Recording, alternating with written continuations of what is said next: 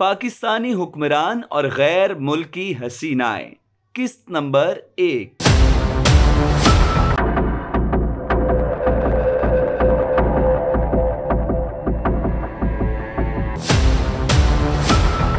मलिक गुलाम मोहम्मद बड़ी दिलचस्प शख्सियत के मालिक थे।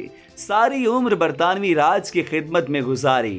क़याम पाकिस्तान के बाद उन्हें फाइनेंस में वसी तजर्बे के बुनियाद पर पहला वजीर ख़जाना मुकर्रर किया गया। साबिक वजीर आज़म लियाकत अली खान की शहादत के बाद जब ख्वाजा निज़ामुद्दीन वजीर आज़म मुंतखब हुए तो उनकी जगह मलिक गुलाम मोहम्मद को ये सोचकर गवर्नर जनरल बना दिया गया कि ये बूढ़ा और बीमार आदमी है, सियासी तजर्बा भी नहीं रखता, इसीलिए सियासत में किसी किस्म की मुदाखलत नहीं करेगा। मगर मलिक गुलाम मोहम्मद के इरादे तो कुछ और ही थे। ये गवर्नर जनरल बनते ही सबसे पहले ना जाने कहां से अपने लिए एक जवा साला इंतहाई खूबरू अमरीकी लड़की रुथ बोरेल को बतौर सेक्रेटरी गवर्नर जनरल हाउस ले आए।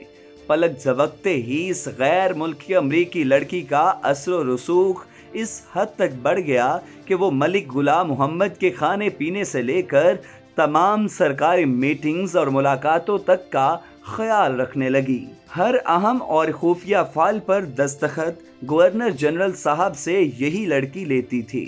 रियासत पाकिस्तान के हर अहम राज से ये अमरीकी सेक्रेटरी वाकिफ हो चुकी थी। गवर्नर जनरल मलिक गुलाम मोहम्मद इसे लेकर इतने हसास थे कि कुदरतुल्लाह शहाब अपनी आपबीती शहाबनामा में लिखते हैं कि एक बार एक सीनियर मुस्लिम लीगी रहनुमा इस अमरीकी लड़की से खुशगपियों में मसरूफ थे कि ये बात मलिक गुलाम मोहम्मद को पता चल गई तो वो गुस्से से लाल पीले हो गए और गवर्नर जनरल हाउस सर पर उठा लिया। याद रहे कि वो वक्त था जब पाकिस्तान तेजी से अमरीकी कैंप में शामिल होकर उसके जेरे असर आ रहा था।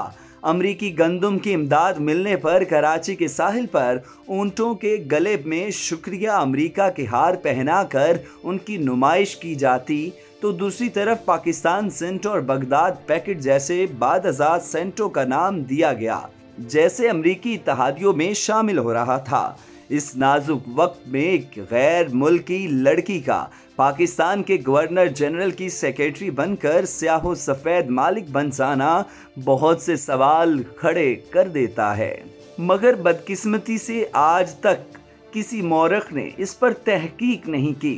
क्या मिस रुथ बोरेल का मिशन पाकिस्तान को अमरीकी कॉलोनी बनाना था? क्या इस गैर मुल्की हसीना का मिशन पाकिस्तान में अवाम की हुक्मरानी की बजाय इक़्तिदार अमरीकी पिट्ठुओं को मुंतकिल करना था?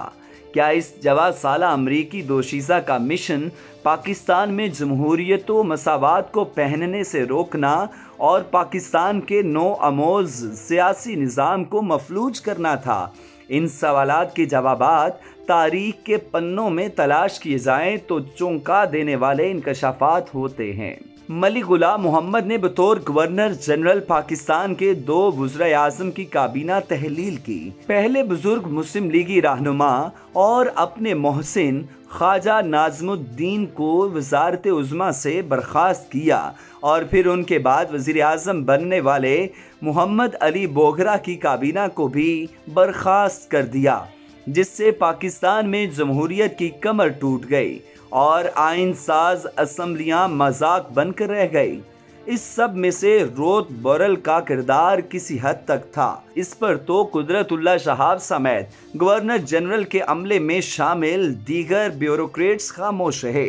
मगर सच्चाई यही है कि इस अमरीकी लड़की का मकसद पाकिस्तान में चंद 100 या 1000 रुपए की नौकरी नहीं बल्कि पाकिस्तान के हुक्मरानों को अपने काबू में करना था, जिसमें वो पूरी तरह कामयाब रही और उसके बाद कभी भी वतन अजीज पाकिस्तान कायद मोहम्मद अली जना के ख्वाबों की अमली तफसीर नहीं बन सका।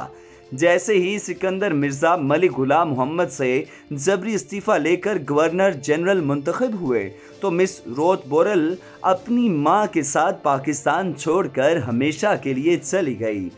आज ना मिस रोद बोरल हयात हैं, ना ही मलिक गुलाम मोहम्मद, मगर ये मौजू आज भी नौजवान मुहक्किकीन को दावते फ़िक्र दे रहा है।